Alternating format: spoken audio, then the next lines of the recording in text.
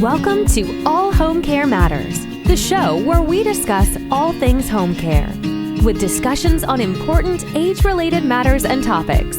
Brought to you by Enriched Life Home Care Services, the #1 rated home care provider in Michigan by Top Rated Local.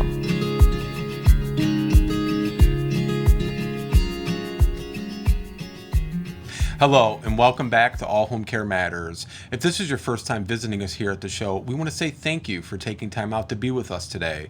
We appreciate how valuable everyone's time is, and that's why we try and make each episode here at All Home Care Matters something that will hopefully matter to you. Today, we have the distinct privilege and honor of welcoming a 2014 Dole Caregiver Fellow, Shannon. Welcome, Shannon. How are you? Doing well. How are you? We're doing great. Thank you so much for taking the time out to be with us today. I introduced you as a 2014 Dole Caregiver Fellow. The Elizabeth Dole Foundation does such incredible, remarkable work for caregivers, our veterans, and our hidden heroes. Would you mind, before we kind of get into the questions I have for you, sharing a little bit about your story and your background? Okay. So my caregiving journey started in 2007. My husband and I were both active duty military, based out of Fort Bragg, North Carolina. We met and got married in the military, even though we are both Samoan. We met in North Carolina. And it was on one of my husband's deployments to Afghanistan where he was injured, and we found out later when he made it back to the United States that he had become quadriplegic. So we went from being a dual military income family to potentially having zero income because I needed to be his caregiver 24 hours a day. And at the time, I had just given birth to my third child. So we had 3 preschool children at home at the time. Wow. I'm going to take you back a little bit further in your story, Shannon. And, you grew up as a military child. And then, as you mentioned, you enlisted yourself. How did that upbringing really shape your sense of identity? And did it change how you responded when Sua was injured? Yes, very much so. So both of my parents were in during Vietnam. My father was the only one who was sent overseas and saw combat, but I did grow up military my whole life, surrounded by VFW veterans. The whole, what was normal for me growing up, I realized later in life was not normal for most people. And of course, growing up in the military, you kind of see things different. You learn different things. I did a lot of traveling. I was exposed to a lot of cultures, besides the fact that, my mother is of German descent and my father is Samoan. So I already had a multicultural home, but growing up, living in different countries, being exposed constantly to different cultures, I realized that it did broaden my horizons quite a bit. And having grown up in an environment where everyone knew that you had to count on everyone around you, and there was no such thing as putting people down to get ahead, because at the end of the day in the military, you all go down together. So there's more a sense of community and broader family in the military that I didn't realize was unusual until I did venture out in the civilian world after I graduated high school. I was like, I'm tired of the military. And I went off into the world and I was like, ew, it sucks out here. I'm going back into the military. So I actually joined 2 years after I graduated high school. And that background of not only having grown up military, but having served myself. When my husband was injured, it really was the premise, number one, for my reaction. My reaction was not to fall apart. My action was to find out what's going on.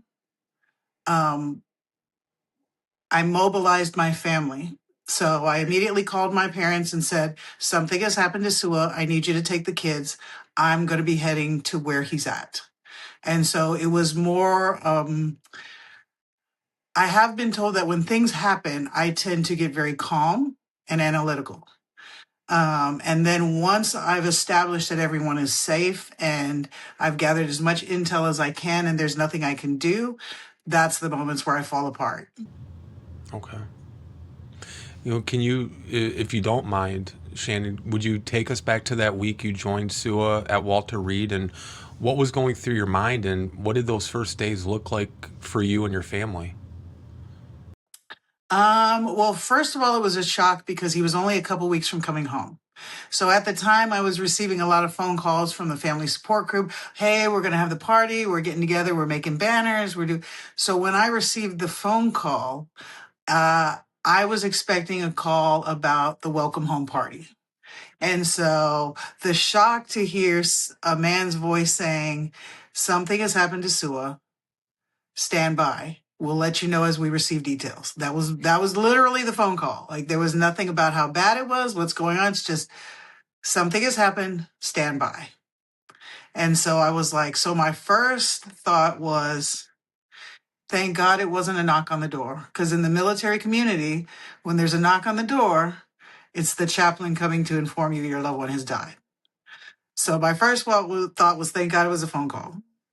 My second thought was, I need to get my kids safe because I need to leave at a moment's notice.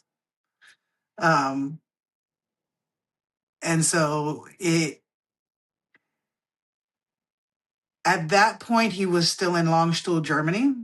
They were trying to get some surgeries figured out. They were trying to stabilize him. They were trying to make sure, can they get him back to the States, or are they going to have to keep him there for a little while?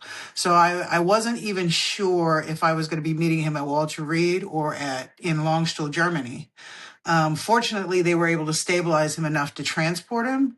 And so when I arrived in Walter Reed, the one thing I'll never forget is that when the liaison escorted me to meet him, we went to the second floor of the hospital, overlooking where the ambulance crews bring in the newly wounded. And he said, we'll see him. He's coming off of one of these birds, because there was a whole line of military airplanes with wounded on them at the time. 2007, we had a lot of wounded coming in nonstop. And so it was just, there was a line of military airplanes on the tarmac. And on the distance, I could see just ambulance after ambulance. They were lined up behind each other. It was almost like a funeral procession. It was just, there were more ambulances than I think I've seen Walmart carts in a parking lot. Like it was just back to back to back. And they would just line up, pull up to the underneath the awning, offload, and circle right back around to go back to those planes. Like it was a very surreal moment to witness just the cost. Yeah. I in the military, I worked in the medical field, but I worked in the laboratory or as a combat medic or in blood transfusion services doing transfusions. And so where we are kind of in the basement, we don't see the big picture. We just see endless numbers, patients, and tests that need to be run, blood bags that pass through us. And to kind of step out of my role, to pan out and see the more human aspect of, these are the people that are behind all the numbers that I run. It was a very different perspective, and it was it was a shock to the system. But when my husband got off of the ambulance, I immediately could see that it was him, because at the time he was, he's over 6 foot. He was at the height of his prime, working with special operations. So he was about 240, 250 pounds. And I was like, oh, that one right there, that's mine. That the heavy drop over there, the chunky one, that's me. The dude that's spilling out over the gurney, like that's mine. Having that, experience in healthcare and, kind of being on the front lines of, providing that medical service and, support to the men and women like your husband, was that helpful for you, Shannon, or did you think that hindered you? Did it cause more anxiety, or was it more comforting, having more insight? To be honest, it was more jarring. I expected for everything to just kind of be very normal when I walked into the ICU to meet with him. And the emotional impact of seeing someone that I knew that I cared about hooked up to the analyzers and the IVs and all the fluids. Like, it surprised me because I knew what I would see, but I didn't realize the emotional impact of seeing it. But it did make helping to take care of him and understand what was going on much, much easier. I wasn't as anxious because I understood what the doctors were saying when they were explaining. Yeah, absolutely. What are you wanting most for policymakers to really understand about the specific challenges that are facing, veteran caregivers in our country? Um, Number one, not everything that we ask has to do with money. I know that when Senator Dole initially kind of galvanized caregivers together, our very first ask was, can we please be allowed at the table? HIPAA, HIPAA laws and things of privacy, understandably, are meant to protect people's medical information. However, it inadvertently caused a barrier to where the ones who were taking care of these guys who have brain injuries, memory issues, cognitive problems, heavily medicated, you're only allowed to talk to that person, but the one who's making sure they're getting their meds and getting to appointments wasn't allowed at the table. So I was like, so not every ask is about money. Sometimes it's just, can we adjust the law so it makes a little bit more sense and actually takes care of people? Yeah, absolutely. Well said, Shannon. Very well said. Going back to Sua's medical care and, you raising a young family and still working as a civilian contractor, and you were doing this all at the same time. I don't know if there is such a thing as a typical day. I have 3 young children and I'm involved with a lot of different stuff, but I didn't have the component that you did of providing for my spouse, their needs and their care. What did a typical day actually look like for you? And what was the hardest part that people couldn't see from the outside? So a typical day was literally, I would nurse my child, I would cath my husband, I would try to feed the other two, and then by that time it was either time to cath my husband again or time to start like a 2-hour bowel regiment. Um, and that was just trying to get the day started. You got to get everybody fed, got to get everybody dressed. Every My husband had probably 26 medications at the time. To be honest, when my husband was released, um, we we had no idea what to expect, none whatsoever. And our first wake up call was the night that we arrived. Our youngest son thought his medications were Skittles because I had put them in a little, the little day cartridge where it's like Monday, Tuesday, Wednesday, morning, evening, night. He thought they were Skittles and he upended one of them. And all of a sudden, I'm like trying to get him to throw up, and he's only 9 months old, so it's not like he had any awareness. And I didn't realize that they were within reach as I'm trying to get my husband into the house for the first time, carry his medical equipment, medical supplies. We've got all these things we were released with. And so I had just placed his medication tube on the table and didn't realize I had placed it close enough to the edge to where the baby could reach. And so it was just like that instant heart attack of, um, I not only have to worry about keeping him alive, I have to remember that everything that takes care of him is a danger to the kids. So there was so much trying to remember toddler, preschooler, and now a quadriplegic individual who can't do anything for himself. Because originally my husband couldn't even reach his nose. So, like, even trying to scratch his nose or take a drink, he needed help. Yeah. Was there a moment that finally made you recognize that you needed help as a caregiver? And what did it feel like for you to have to admit that? Um, Honestly,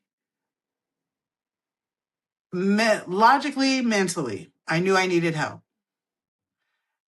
Practically and emotionally, I didn't know how to ask. I didn't know what to ask for. I didn't know where to ask.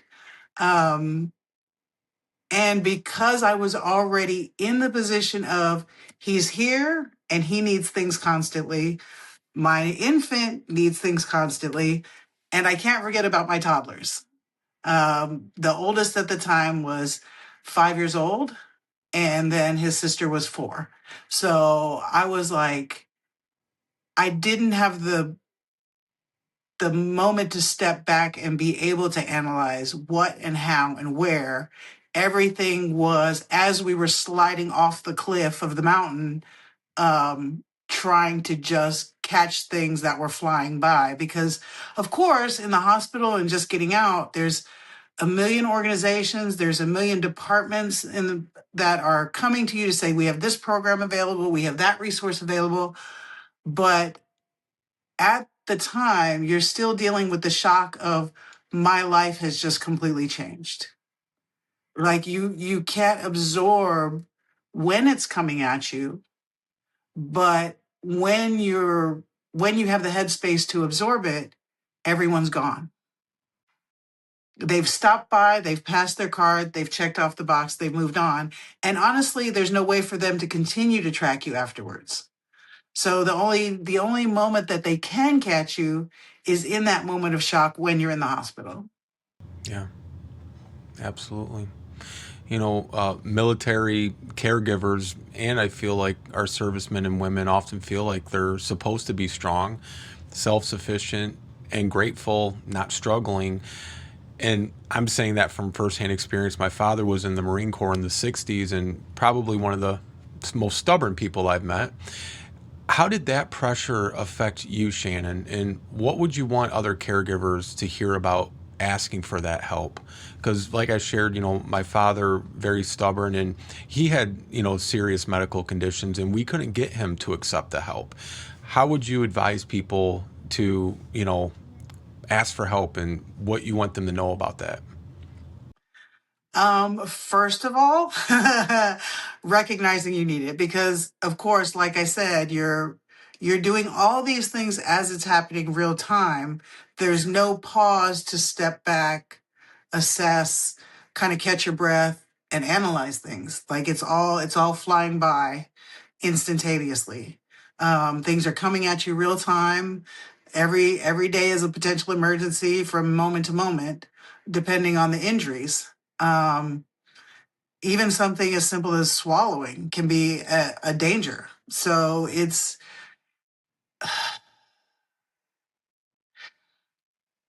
the best advice I can give will be the hardest advice for anyone to follow because anyone who's been injured or wrestling with problems that are life altering,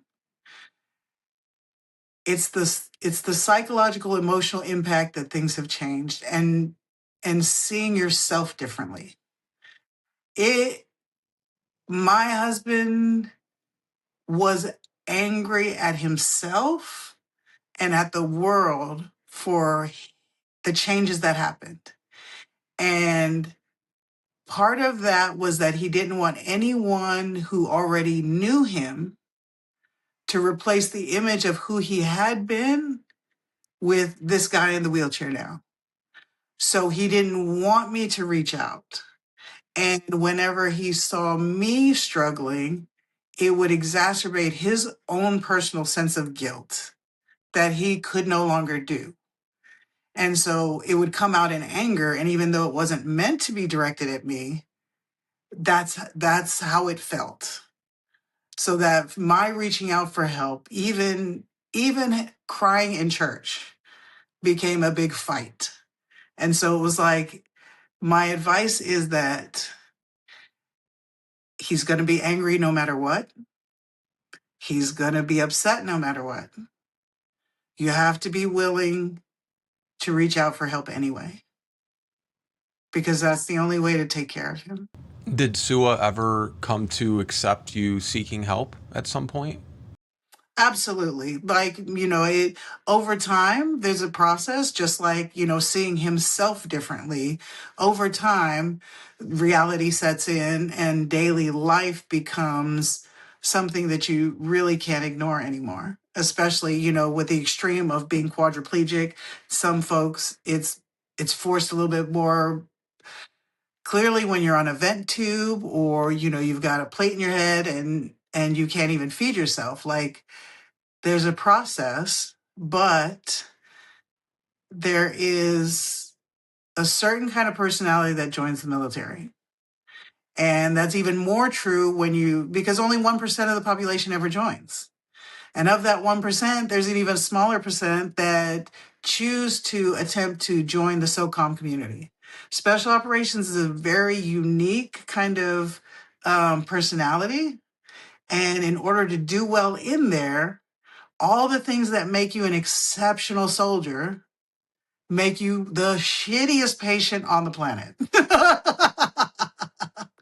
It makes you the worst person when you need to ask for help, because you are used to not asking for help and finding any way up under the sun, under a rock, through a wall to make things happen. And when you can't be the one to do that, it's not only frustrating, but it can really destroy everything you've built your own self-image on. Absolutely. Absolutely. We're big supporters of the Elizabeth Dole Foundation, as I'm sure you are. You've been a fellow since 2014, and you were gracious enough to share you and Sua's story with us today, all these years later. What drew you to the Dole Fellowship specifically, and what do you hope to accomplish or advocate for through the fellowship? So what drew me was the fact that, like every other caregiver, who, whether it happens slowly over time or instantaneously like I did, um, simply in the nature of caregiving, you become isolated, you become disconnected, you tend, unless you have kind of been raised in an environment where strong social supports are embedded. And I say that because, like I said, my father's Samoan, so on a small island, your neighbors are usually your aunts and uncles, your grandma, your grandpa. Like, your whole family is within just a few homes of you. And so that support network is built in and ingrained so that you don't have to look or ask. The family and the community comes together automatically. Now, if you're not in that kind of environment, which most of America is not, then you tend to isolate and become more and more, the strain on your mental and physical health continues to grow until you reach a breaking point. That's the nature of caregiving, is that not only do you not have time, but they don't like to be put in scenarios where they feel like people are staring at them, or, that they're the odd man out. And the difference is even more highlighted about how disabled they are. So isolation becomes a very big factor in caregiving. And when I heard about the Elizabeth Dole Foundation, at the time we were living in Hawaii. We had requested a compassionate reassignment to Hawaii because that's where he grew up, that's where his family was. And so we were hoping that healing would come faster in that family environment. And so when we transferred there, we quickly realized that Hawaii did not have the long-term medical care for someone of his level of injury. And so we were struggling with that at the time. I had family members that were there, but they weren't close. They were on the opposite sides of the island. Everyone's still working. It was much more isolating for me because my parents and my support network was in North Carolina. So I lost my support network, and I really wasn't able to establish one very well in Hawaii. And so for me, the mental and emotional and physical strain just started to compound more and more. I heard about the Elizabeth Dole Foundation while we were in Hawaii. I actually applied to be a Dole Fellow for the state of Hawaii, and was accepted. But as I said, the medical care wasn't there. And so shortly after being accepted as a Dole Fellow, we actually moved to Florida, where there's a polytrauma center that that specializes in the kind of care my husband needed. And so then my fellowship was transferred to Florida. Um, and through all these things, like I said, he's heavily medicated. He's got a TBI. He's got all these health issues. So I'm trying to move the family, sell the house, buy a new house, like the amount of strain just from trying to live life and make the best decisions you can. There were things we just didn't know. And with this Dole Foundation, the thing that I love the most, because I was actually desperate to connect with other caregivers, folks who understood the struggle of my daily life without me having to explain, and also where I would be safe to say things that, okay, the military already says things that aren't PR in regular civilian life, but caregivers at the same level, there are things we need to vent, and we need the folks who are listening to know it's not that I hate my husband or I'm giving up on my marriage, but I really need to know about how crappy he is right now. I need to say that out loud, and then when I get it out of my system, then I can move on. So the Dole Foundation was so significant for me, not only because I was able to connect with other caregivers, but our whole premise was, let's figure out a way to make this so it doesn't have to be this hard for the next person coming. If we come together and share our stories, we can make changes so no one else has to go through this. And that really resonated with my service in the military and my upbringing, where everything is about mentorship. Junior enlisted are mentored by senior enlisted, senior officers mentor junior officers. Like, there's an element of mentorship to always keep the next ones coming behind you, leaving them better than how you walked in. Yeah, that's wonderful, Shannon. Well, I wanted to see if I want to add a question here for you, because, I just think you said that so beautifully, and it's such a great, perspective. When somebody's listening to this now, or, maybe in the future, and listening to this story, and maybe they have a loved one that was injured, in, active service and active duty, and they're struggling with asking for that help or getting their loved one to accept them seeking out help, what's the best piece of advice as a Dole Fellow that you could offer them right now? As a Dole Fellow, number one, I would say get connected in the caregiver community. Connect with the Elizabeth Dole Foundation. Even if you cannot get them to take actions that are beneficial, there are resources available for caregivers, and there are also things. So one of the things that I appreciate so much about the Dole Foundation is that in the mentorship, people can ask questions, and we can share experiences, such as when my husband and I chose to move to Hawaii, it didn't occur to us to see, is where we're going to have medical capabilities to take care of it? We were trying to figure out what's the best place for us to go to heal, but we didn't know to think about how far away are we from medical facilities? How capable are the facilities that are in the area that we're located?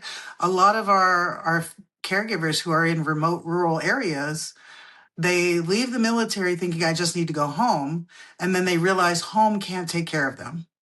And so now you've spent all this money, all these resources, all this time, all this effort, and it's very taxing emotionally, physically, financially. There are things like that just being able to talk to other caregivers, we can say, hey, before you make a big step, think about this. How far are you from medical facilities? Are they specialized in the type of care that you need? How reliable is your transportation? Is the home that you're going back to modified for the needs of your care recipient? Because when my husband was injured, we were living in a 2-story home. All the bedrooms were upstairs, and there were even stairs to get into the front door. So the military came to assess it and found that our home was completely inaccessible. It could not be modified. We immediately had to sell our home. So even thinking about transportation and where we were living, and on top of the medical care, these were not questions we had ever thought to ask. and questions about, okay, so if you're going to have your home modified, how do you vet a contractor that makes an offer on your job?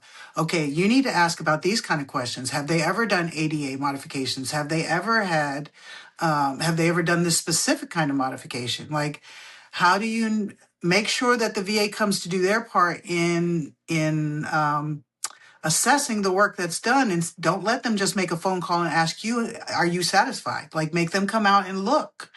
So there are things that you just cannot know if you've never been in the situation, but having someone to ask, hey, what are the things I need to look for? What are the things I need to ask? What are the things that you guys would recommend I consider before we make this major decision? And the caregiving space, we allow each other to be honest enough to share experiences and make recommendations about, okay, make sure you consider this, because once it's done, it can set back your care recipient quite a bit in their health journey. Yeah, absolutely. And I know you shared some of these, issues and gaps that you encountered and Sua had encountered, from his difficult discharge without a soft landing to living in a house that, the wheelchair couldn't fit through. You encountered a lot of gaps, Shannon. If you could change one thing about how the military and the VA supports caregivers, what would it be? Um, if I could change one thing, if I would change, okay, in a dream world where money is no option, I would have an individual case manager assigned to each family that ends up in a caregiving situation, because the case managers know all the resources, they know all of the organizations, they know all of the applications, but they're usually overloaded with like 100, 200, 300, 400 cases. They can't spend more than 10 minutes on the phone with you, and there's no way for them to actually use the training that they've received, the knowledge that they've gathered, to be effective for the people they're serving. And it's not by choice. It's just, it's not possible with the way the system is designed for them to carry the number of caseloads they are. So in a perfect world, that would be my dream. In a practical world, I would say that if we could have mentorship be a bigger part of military and civilian processes, just mentorship, having collective knowledge, having a resource that you can actually ask questions of, especially in the sense that sometimes what you need is to ask questions from someone who's in an unusual situation. A lot of folks after 9/11, 18, 19, 20 years old, they didn't have a wife. They're single kids that just got out of high school, joined the military, ended up getting blown up. So here you have mom and dad trying to take care of them, and they don't even have access to the military base because they don't have military IDs. So they can't get their son to his appointment, and he can't drive himself. So just being able to ask another parent who's trying to take care of their child, okay, so how do you do this? Like, I know that my son, he wants to date, but we want to make sure that he's not getting scammed by people who are just looking for his disability check. Like, there are things, special scenarios where you just want someone who's kind of wrestled with these issues. How do I let him be his own man and still take care of him?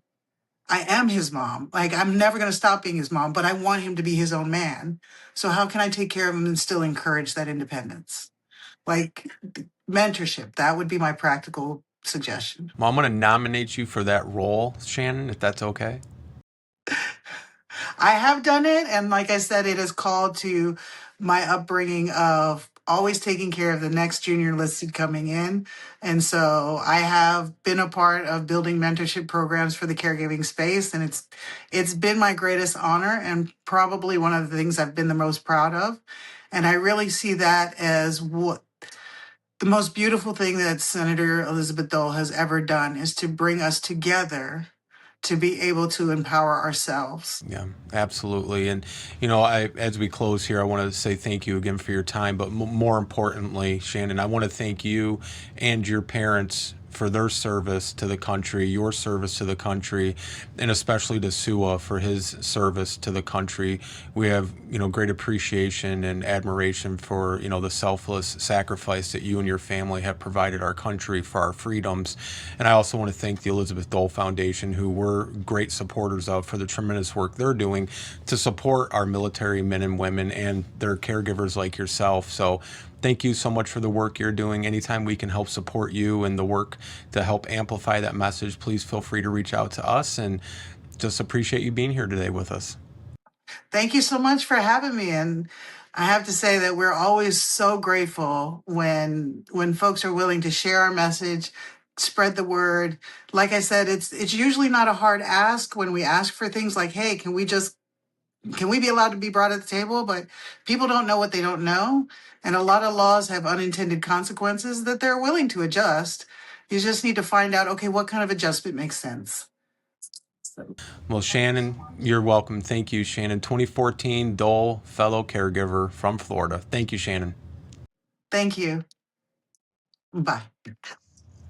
Thank you for joining us today here at All Home Care Matters. All Home Care Matters is here to help families as they navigate these long-term care issues. We invite you to visit us at allhomecarematters.com, where there's a private, secure, fillable form where you can give us feedback, show ideas, or if you have questions. Every form is read and responded to. And remember, you can listen to the show on any of your favorite podcast streaming platforms or watch the show on our official YouTube channel. Just make sure that you hit that subscribe button so that you never miss an episode. We'd also like to say thank you again to the Elizabeth Dole Foundation and to Shannon for joining us today. We look forward to seeing you again here at All Home Care Matters. Thank you for joining us today. We look forward to you joining us again on another episode of All Home Care Matters. To learn more about the show and to connect with us, visit us at allhomecarematters.com.